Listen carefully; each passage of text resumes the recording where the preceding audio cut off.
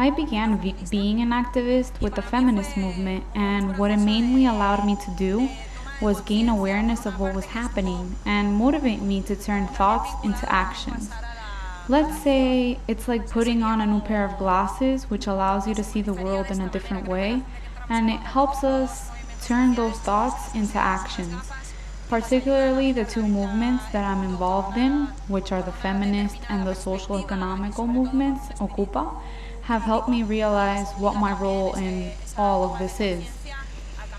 What it helps me to do is shape my reality as a woman, and it also increases my self-awareness in a more global aspect, not only in regards to myself, but also in regards to the social situation that is occurring and happening right now. It just helps me put everything into perspective, to say it in some sort of way. Definitely, that's what I would say it means to me. A nivel municipal, te diría. I would say more on a local or city level, because the relationships built between people and the politicians are closer and they're also longer lasting. For example, I have known some people from CUP, which is a political party, for a long time, and there are definitely certain proposals that I like more than others, for sure. But I wouldn't say this is a generalized thing. I mean, sure, there's a part of these movements, so to speak, that deals with changing the capitalist views at a European level, but personally, I think that the most important thing is not the bigger picture. I mean, not even nationally or even at an international level, but I think that the most important thing is talking in a smaller sense, like, for example, the smaller picture. And that's why I think that the most important thing is what happens locally. That's where we have to start. We have to start at a more microscopic level and slowly work our way out or work our way up to bigger things. But definitely the most important thing I would say is the town, at a town or city level, that's, the link between people and politicians is closer.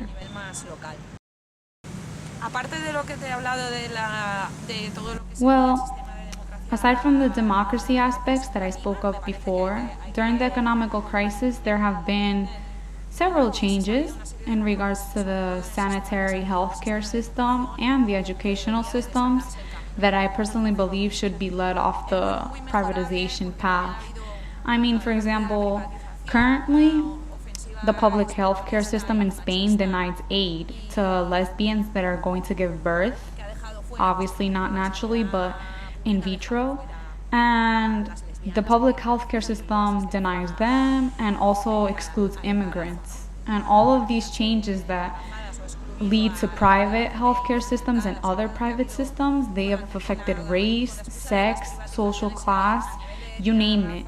And I think that this should be undone. I think that making the systems private only hurts the people and certain collective groups and doesn't help anybody.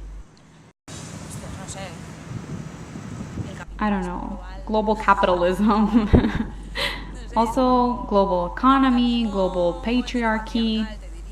I mean, these things date back to 600 years ago, and what I personally find difficult is that it's hard to undo these things because they've lasted so long. These types of things have become so natural and so hard to see that some people just find it really difficult to switch on their critical thinking glasses and try to see these things from a different point of view. There's so many things such as gender, the women, men, or the female-male issue that have been established for so long that personally sometimes I feel like it seems impossible to even try to change them or get other people to change them.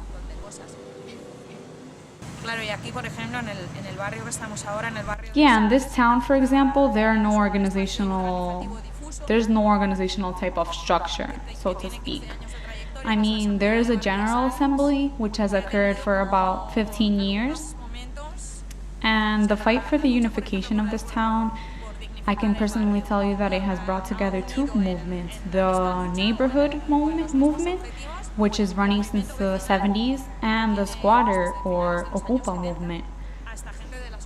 Also, the town feasts help unite certain people and serve as a meeting point to gain financial resources. Repression attacks are also, I can say, equally important. And one of the most important movements here in the town is the movement for the liberty of the 12th of October, which is a plaza. And what this movement helped do was take out the extremist right-wing group members and drive them out of town because they used that space as a meeting point, which I mean obviously didn't sit well or didn't agree with some of the goals that were being set up by other movements. So I think that it is a mix of all of these things that I mentioned. However, when there have been attempts to make something more of these political spaces, the problem is that it has lost force. I don't know how to say it, but I think it's a very complex issue. I think that we would like to have a more stable structure, or we would like to have better organization, because obviously that would work to our advantage, but I think that so far these types of things don't work. I mean, for some reason or for another, it's hard. It's not easy to have an organizational structure. Even though certain things come about, I mean, it's difficult to make an organization that works for the people, works for the movement. And like I said, we would have liked to construct a more stable structure, but this hasn't worked. Es que ese es el tema, o sea, teóricamente si tú defines, este es el Well, I think what causes hierarchy is the lack of transparency, and this is especially true in a movement. I mean, you can have a very structured assembly, and you can have a separation of roles, and these roles can be varied and so on, but since these are so formal and thought out in regards to a radical democracy, they guarantee an ample variety of representation, and so on. So the problem is that there are issues, though. For example, you can want to have a horizontal structure, but if everyone is not on the same page and has the same information to work with, or the assembly hasn't been communicated with enough time, for example, and I'm speaking of setting up events and things of the sort, if everybody's not on the same page, what's happening there? Well, you're making the assembly less democratic, clearly and for sure. So I guess that other more delegated groups may be more democratic in this sense. Definitely, yes.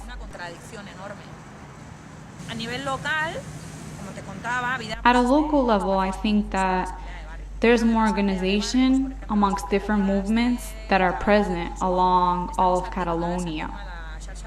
And the reason for that is because there are ties there.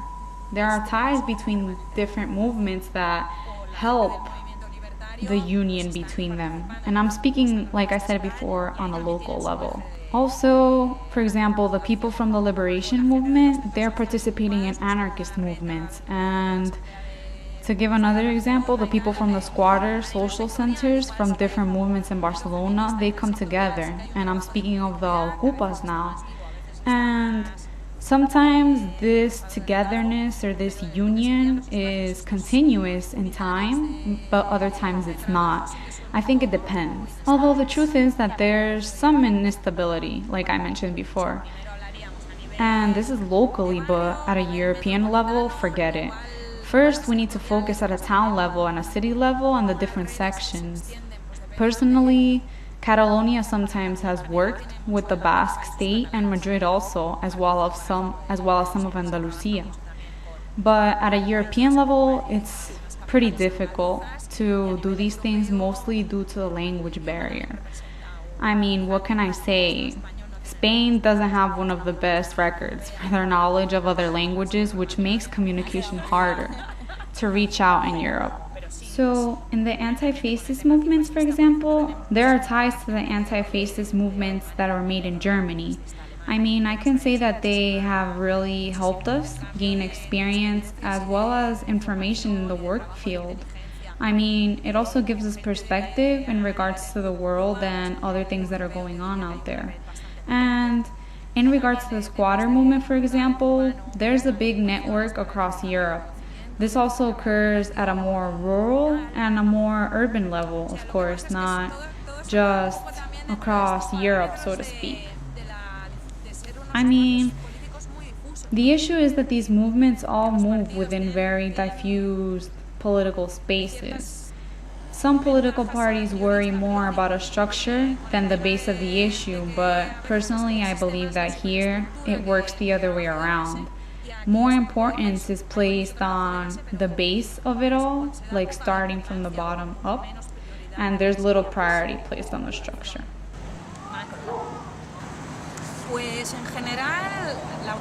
Generally, most of the funding comes from the bars and the public cafeterias of the town. I can say that little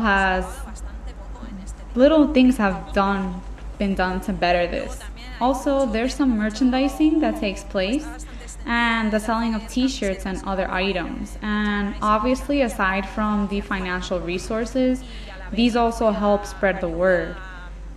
Crowdfunding has also been used, which is a combination of both things, because through the internet and you can spread the word and gain financial resources. For example, I can say that we earned 90,000 euros through an online crowdfunding for the reconstruction of the repressive areas. And this not only brought together the money, but it brought together more than 2,200 mercenaries and more than 200 donations. This has brought together all sorts of people, including those that perhaps couldn't have donated money, but they did donate other things, such as a music band that could play, which would make another group obviously donate. So crowdfunding is very positive in this sense. It brings together different types of people that generally wouldn't come together.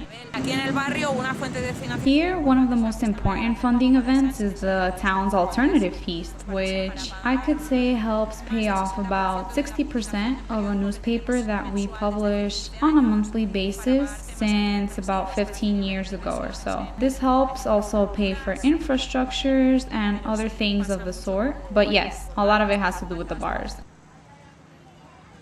Cataluña bebe mucho de la tradición. Okay, these questions are a little difficult. Catalonia has a very strong anti-clerical tradition. Whether this was through the burning of churches during the Civil War or other things, the tradition I feel is pretty strong on this one. Even some candies, for example, and sweets here in Catalonia have different anti-clerical names, so I think what happened here is that people from other places have come to live in our towns, and these people obviously have different religious points of views than the ones that we have. In this regards, I think that we're trying and we are really working towards battling against Islamic phobia, especially the anti-fascist movements are trying to battle this. And Can Vies, which is the social movement that I'm linked to, I can see that there have been support groups and different types of courses to try to fight this off and teach the people what Islam is about. And personally, all of this, I think it dates back and it definitely relates to the French Revolution. I think we must not forget that religion has played a central role in many situations, and I think that religion and social movements, I just believe that all of this is sort of like a work in progress. I think that would be the best way or the sanest way to define it. I think I find myself very identified or very related or linked with anarchy. It has been a very creative movement, especially here in Catalonia, from naturism to internationalism to women's independence. I think all of these movements work towards transforming the situation and the reality that we all have now. I mean, maybe with anarchy, I think I can say that in regards to the ideas or the ideology, I'm less attached to the movement.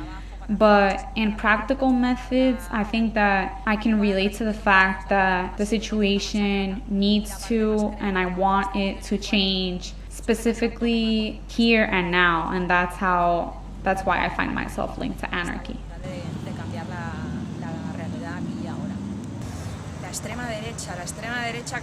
I think that they are installed by and because of power.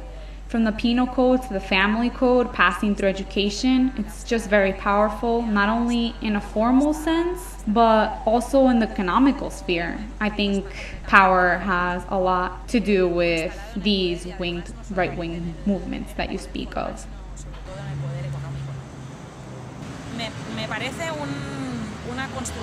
I believe they were a creation made up by the press to criminalize those that were involved or linked to different types of protests. It was something that was made up to punish people. Totally. The state has taken away certain rights, and they do this more and more each day. Whoever doesn't fight or battle is a cynic. Out there's only one type of violence that is spoken of, which coincidentally is the violence that the less favored use towards those people that have power. I think that there's a collective violence taking place against women, against different types of rental agencies, such as real estate, and so many others. And I think that yes, that violence is justified, but sometimes, I mean, the power struggle is an example of this violence. Many times until there's violence, it seems as if a problem doesn't exist. It almost seems as if violence or something violent needs to occur for the problem or the issue to be taken into account. Violence definitely helps shed light on these issues and problems, and I think it also helps others see it as well. Because without it, sometimes maybe people aren't just that much aware that there's an issue until violence comes in play. And I believe that, yes, there are different uses and that violence can be displayed in different types of ways, but I think that it does affect. I think that repression has served as maybe a type of gasoline that has turned off the urban conflict in Barcelona. The squatter movement is part of the struggle, and I think that it has shed light on the issue, which is currently very dramatic in our country.